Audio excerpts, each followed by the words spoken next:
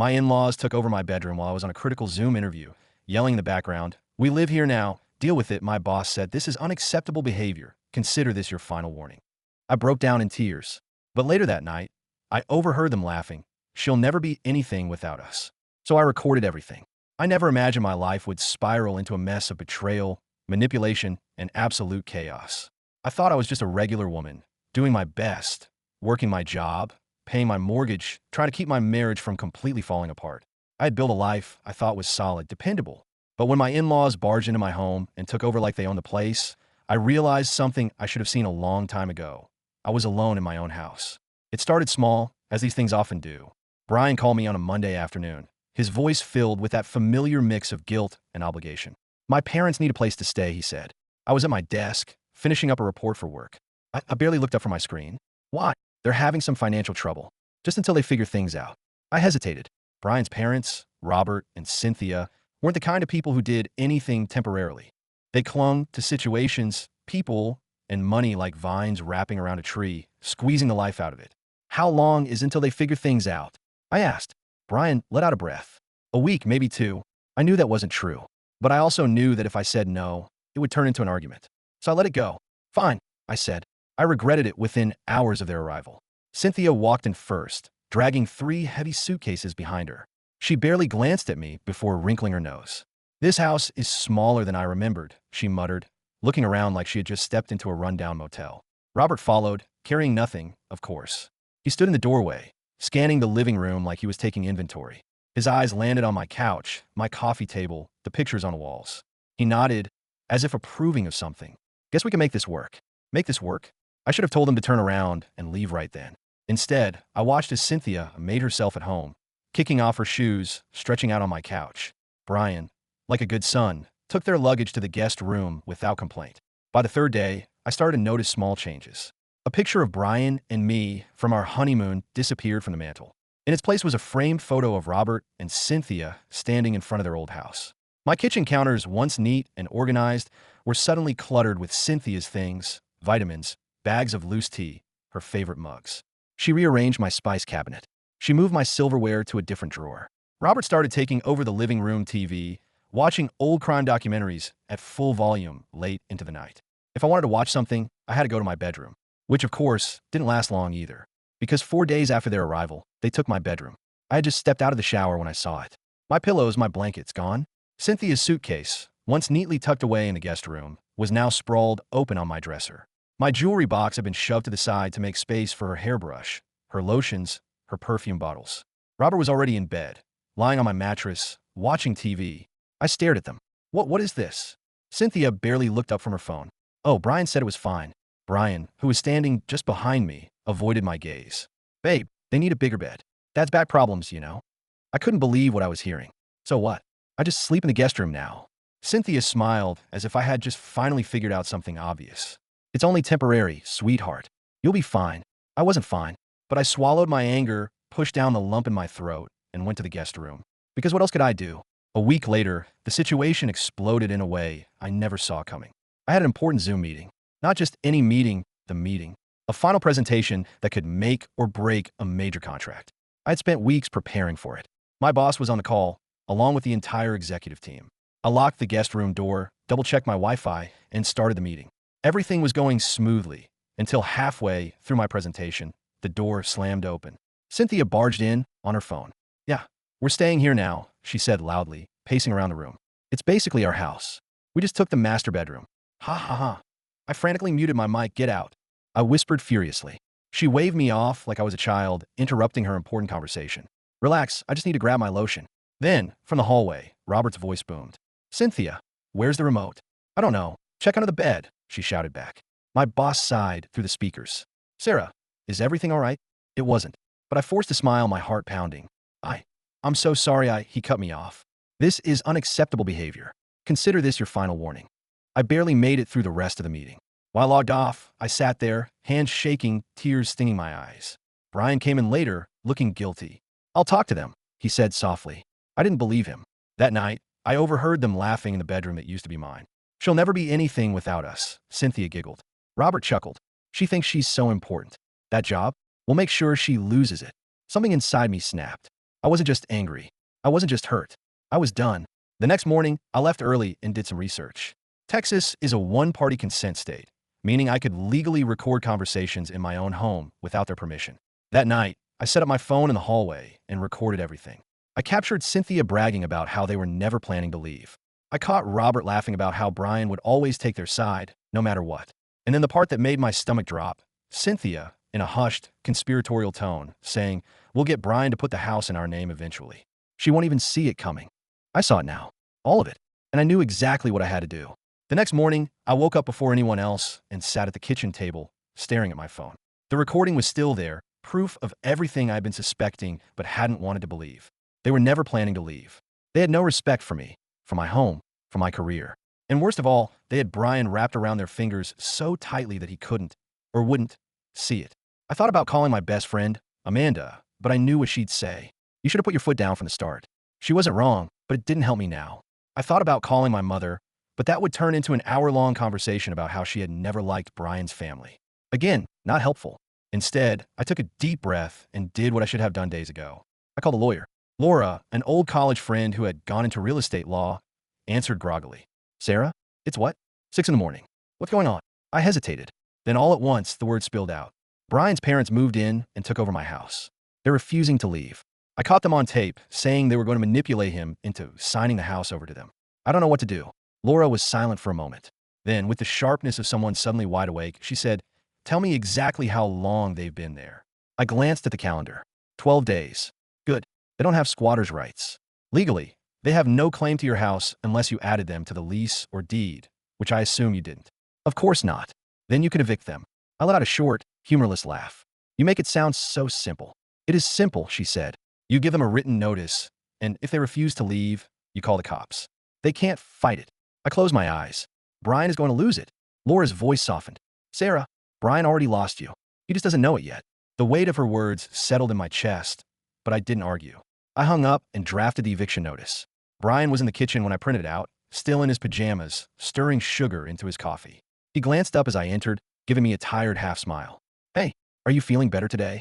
I placed the papers on the counter between us. "I need you to read this." His forehead creased as he picked it up. His eyes scanned the document, his lips moving slightly as he took in the words. When he reached the bottom, his hands clenched the edges of the paper.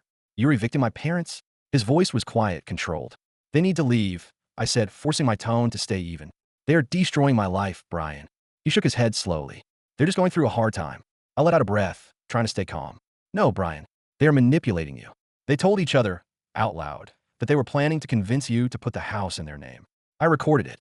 His expression flickered, just for a second, but I caught it. I pressed forward. "They don't respect me. They don't respect this house. They don't respect you. They are using you, and you are letting them." Brian's jaw tightened. "Then my parents, Sarah." I took a step back, gripping the edge of the counter. "And I'm your wife." My voice cracked, but it doesn't feel like that anymore. For a long time, he didn't say anything. The silence between us stretched, thick and suffocating. I wanted him to fight for me, to see reason, to choose me. Instead, he placed the eviction notice back on the counter and said, "I need to think." I felt something inside me crack. "Fine," I said. My voice was hollow. "But they still have 3 days." I walked away before he could respond. The next 24 hours were unbearable. Cynthia and Robert sensed a shift in the air, but they didn't know what had caused it. Cynthia, as always, took my silence as an opportunity to fill the space with her own voice. "We were thinking of redecorating," she said over dinner, twirling spaghetti around her fork. "This house could really use some warmer tones." I was looking at paint samples, and I think a nice beige in the living room would make it feel more inviting. I stared at her, biting my tongue so hard I tasted blood. Robert, chewing loudly, nodded. "We should replace that couch, too. It's not comfortable." Brian sat stiffly beside me, saying nothing. I pushed my plate away. "I'm not hungry." I got up and left the table. As I walked past the hallway, I heard Cynthia mutter, "So dramatic." I kept walking. That night, I lay in the guest bed, staring at the ceiling, my mind racing. I had given Brian a choice, and deep down, I already knew which one he would make. What I didn't know yet was what I would do when he made it. The house was unbearably quiet that night, but it wasn't peaceful. It was the kind of quiet that crackled with unspoken words, the weight of things that couldn't be ignored any longer. I lay awake in a guest bed, staring at the ceiling, feeling like a stranger in my own home. The soft hum of the ceiling fan was the only sound, but I knew that just down the hall, in my bedroom, my in-laws were comfortably settled, probably watching TV without a single thought about how much they had taken from me. At some point, exhaustion won over, and I drifted into a restless sleep. I woke up to the sound of Brian moving around in the kitchen. It was early, just past 6. I pulled on a sweater and walked out, finding him leaning against the counter, scrolling through his phone. He didn't look up. I poured myself coffee and waited, but he didn't speak first. Finally, I said, "Did you think about what I said?"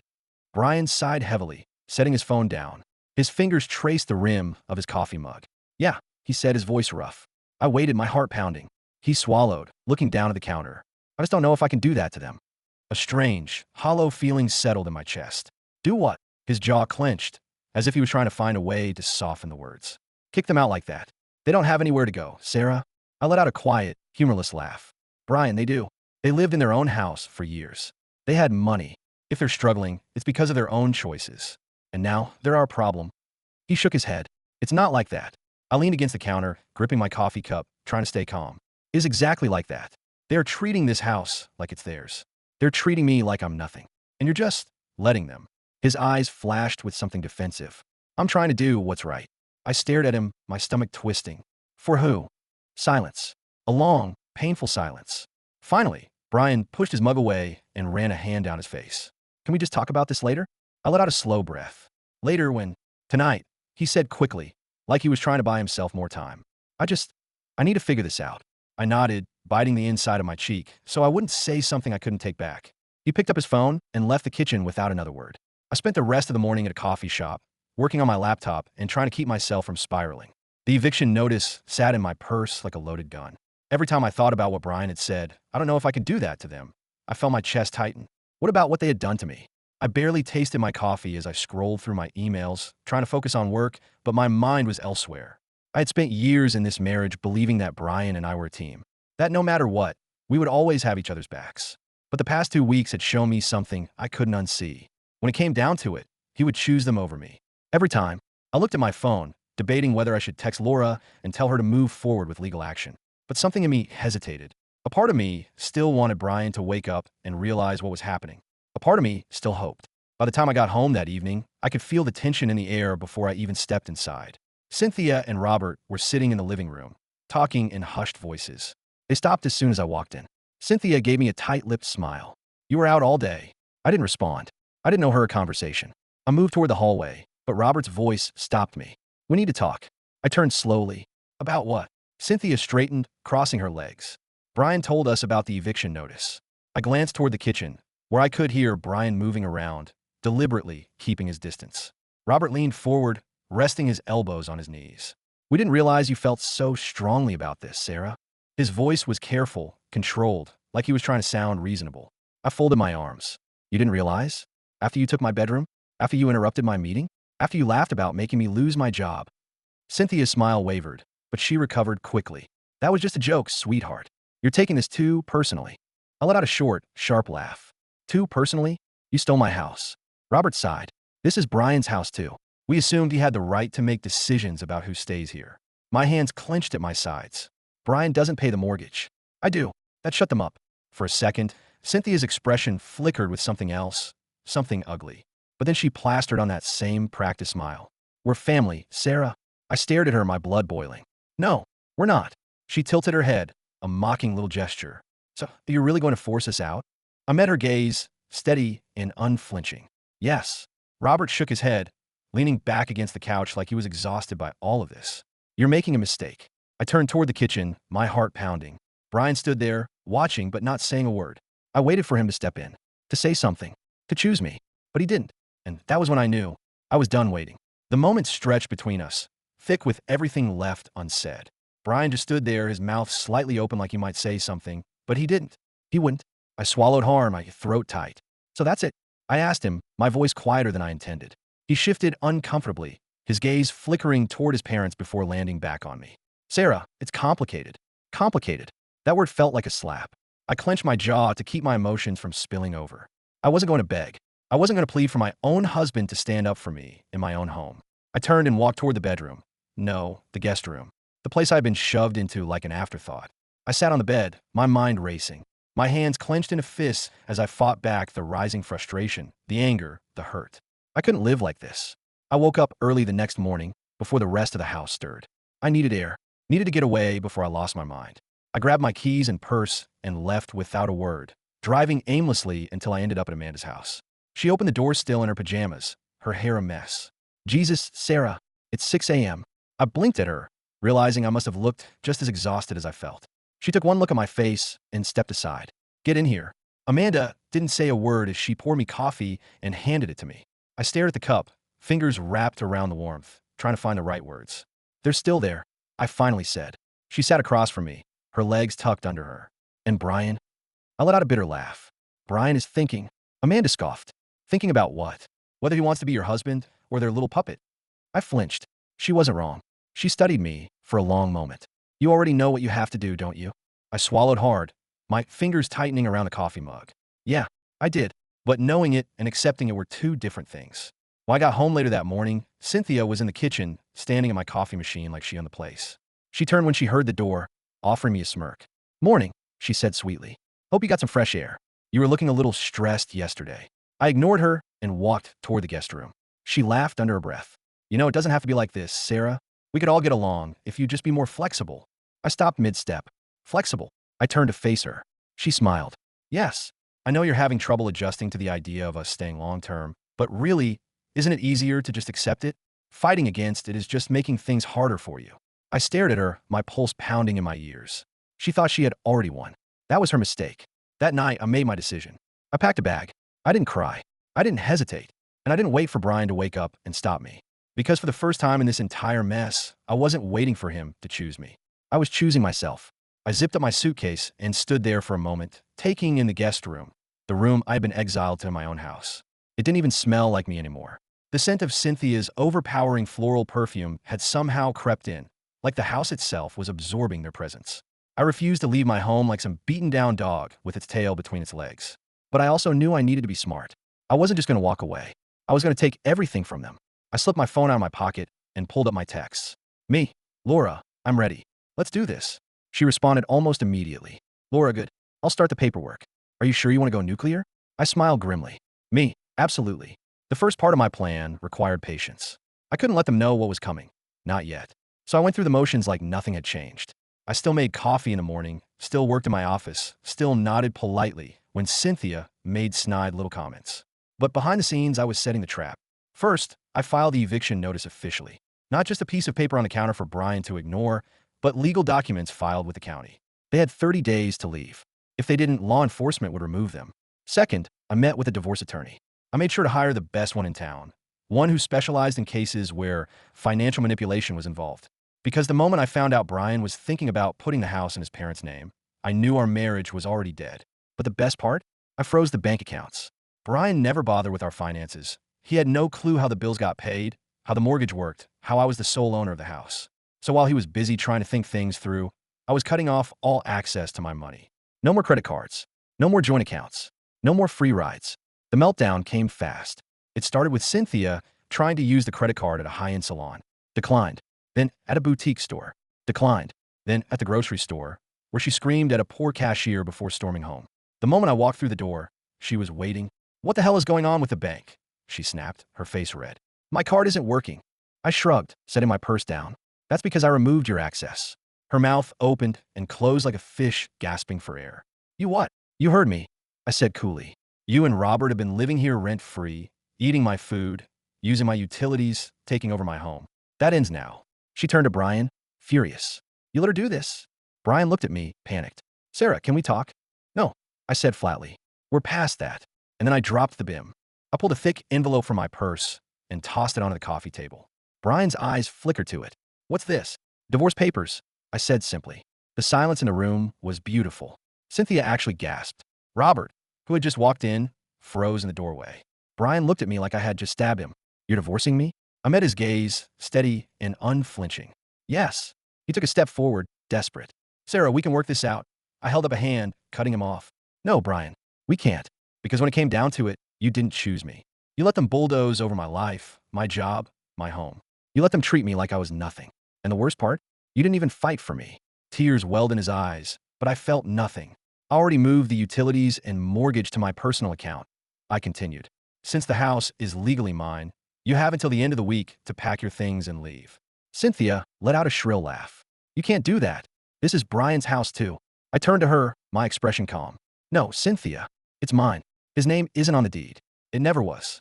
Her face turned ghost white. Robert, usually so smug, actually looked nervous. Brian swallowed hard. Where am I supposed to go? I stared at him for a long moment. Then slowly I smiled. I don't know, Brian, I said, tilting my head. Maybe you should ask your parents. The next few days were glorious. Cynthia threw a fit when the eviction notice was served. She tried everything, THROTs, tears, manipulation, but nothing worked. The law was on my side. Brian begged me to reconsider, but I was already done. And the final cherry on top? When I checked my email, I saw a message from my boss. Boss, Sarah, I want to apologize for how I reacted during your meeting. I had no idea what you were dealing with at home. If you're willing, I'd love to discuss your future at the company. We don't want to lose you. I smiled as I typed out my response. Because for the first time in weeks, I finally felt like I had one. And my in-laws? They had nothing.